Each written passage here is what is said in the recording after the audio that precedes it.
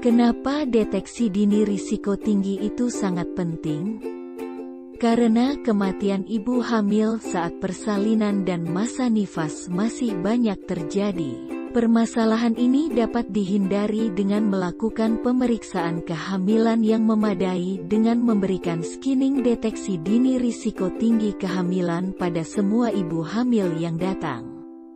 Untuk mengetahui faktor risiko sehingga ibu hamil dapat terpantau perkembangannya.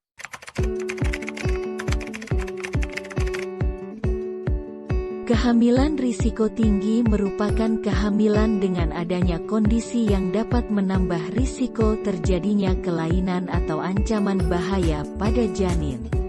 Pada kehamilan risiko tinggi terdapat tindakan khusus terhadap ibu dan janin.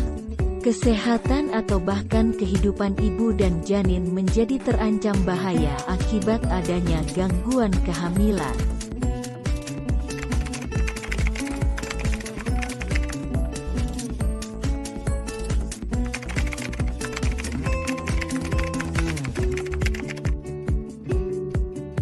Kartu skor Puji Rohjati atau KSPR adalah kartu skor yang digunakan sebagai alat screening kehamilan untuk menemukan faktor risiko ibu hamil. Yang selanjutnya mempermudah pengenalan kondisi untuk mencegah terjadi komplikasi obstetrik pada saat persalinan. KSPR disusun dengan sistem scoring mengenai masalah atau faktor risiko ibu hamil. Kartu skor ini dikembangkan sebagai suatu teknologi sederhana, mudah, dan dapat diterima.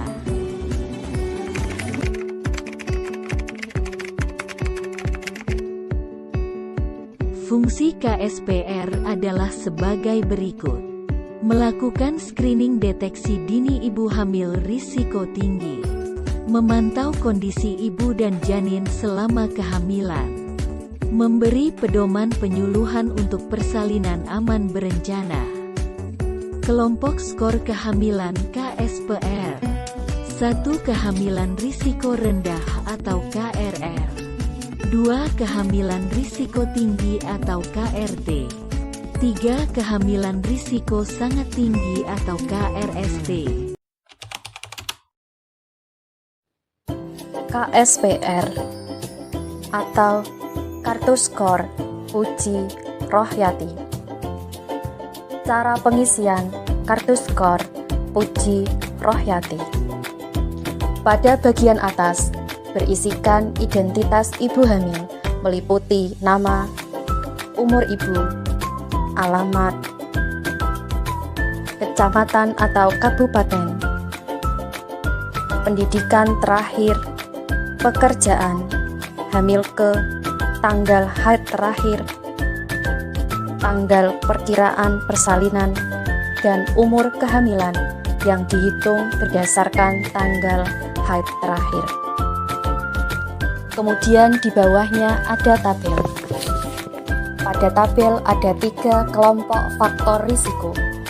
Ada masalah atau faktor risiko, ada skor, dan ada tribulan atau trimester saat dilakukan screening. Pada kelompok faktor risiko pertama meliputi skor awal pada ibu hamil, yaitu 2. Jadi, setiap ibu hamil memiliki skor 2. Pada ibu Ika, kita isikan skor 2 pada kolom skor awal ibu hamil dan diletakkan pada trimester pertama. Kemudian pada tabel berikutnya terdapat 7 terlalu dengan skor masing-masing 4. Yang pertama, terlalu muda, yaitu hamil kurang dari atau sama dengan 16 tahun. Yang kedua, terlalu tua, yaitu hamil anak pertama, usia 35 tahun atau lebih.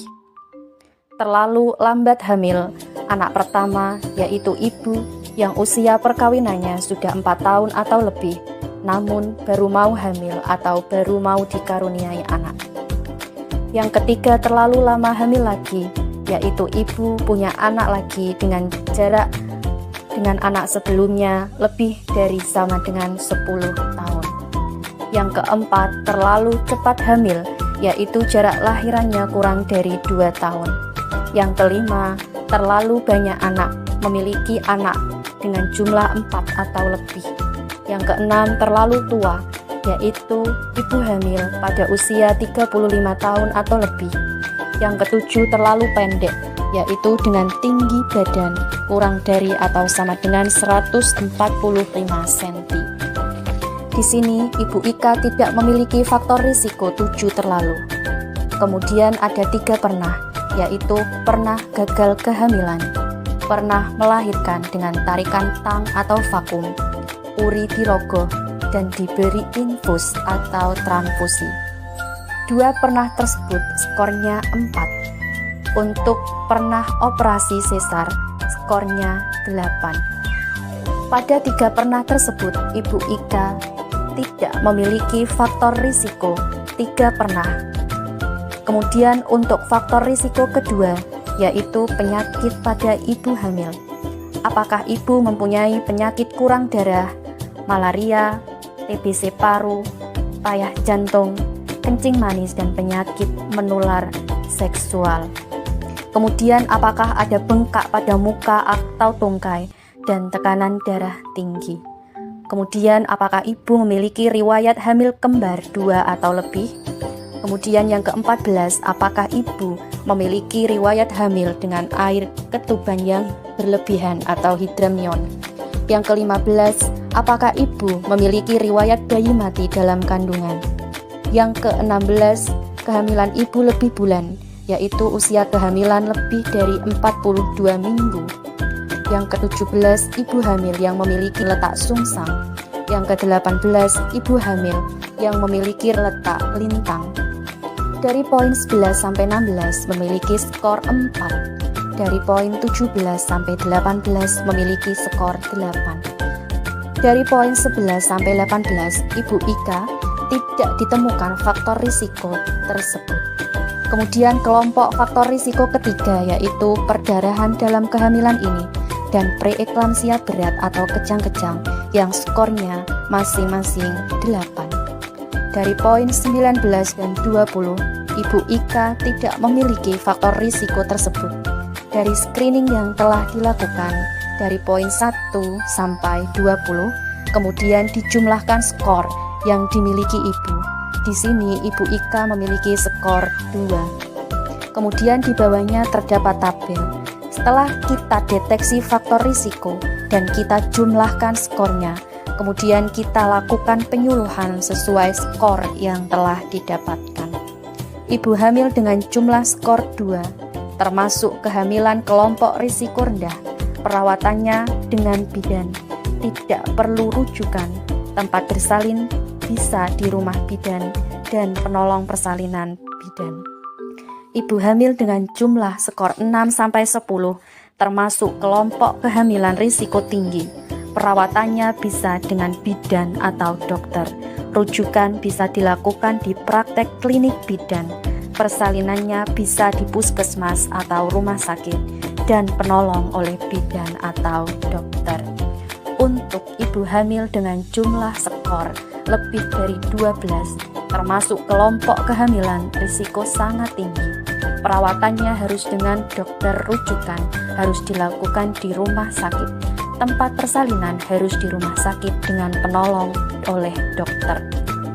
Untuk tabel rujukan, ada RDB yaitu rujukan dini berencana, ada RDR yaitu rujukan dalam rahim, dan RTW yaitu rujukan tempat waktu.